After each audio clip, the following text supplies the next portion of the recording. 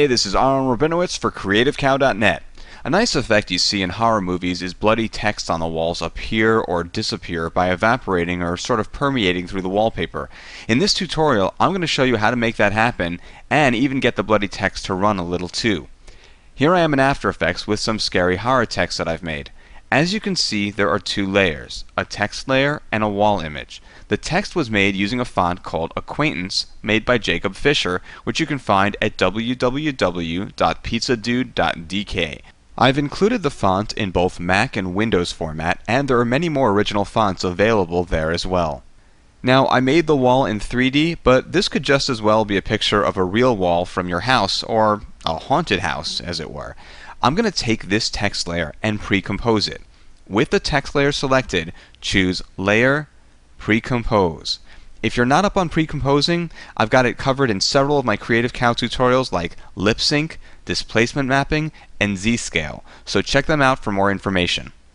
Anyway, in our pre-compose dialog which has popped up, choose the Move All Attributes options and open New Composition, and then click OK.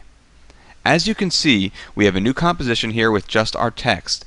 Now, the reason I pre-comp the text is because later we're going to make our text bleed down the screen a little, and the effect we use for that works best with a head-on shot of the text, which after the next few steps we won't have because we're going to rotate it in 3D a little. Anyway, we'll come back to this pre-comp a little later.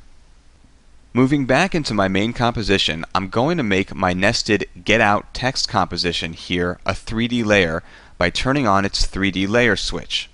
Then, using the rotation tool, I'll rotate it around slightly on its y-axis. Okay, looking good. I'm also going to move it in 3D space. Let's see. I'll push it back slightly on its z-axis. Okay. And I'll move it over with my arrow keys. Okay, good. It's definitely starting to look more like it's part of the scene, but it still needs some work for that, which I'll come back to later. But for now, I'm going to add some effects to create our dissolve and blood dripping. Select the text layer and choose Effect, Stylize, Roughen Edges. As the name suggests, this effect is used to roughen the edges of a layer, but it can also be used to dissolve a layer as well, depending on the settings that you use. In the Effects panel, I'm going to change the edge type to Cut. I like the way this property looks when we start to dissolve our text. Some of the other choices in there don't really work for this effect, and others do, but again, I like this Cut setting. In the property called Border, I'm going to scrub the value from the default 8 all the way up to 95. It's around 95 here where the text will be completely dissolved. I'll forget this. I'm just going to type that in. It's just taking too long.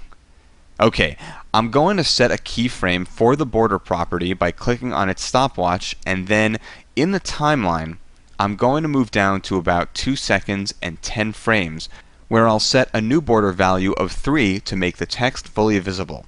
Why 3 and not 0, you may ask? Well, everything looks a little too sharp at 0, and having done this before, I like the way a value of 3 looks, so that's what I'm using.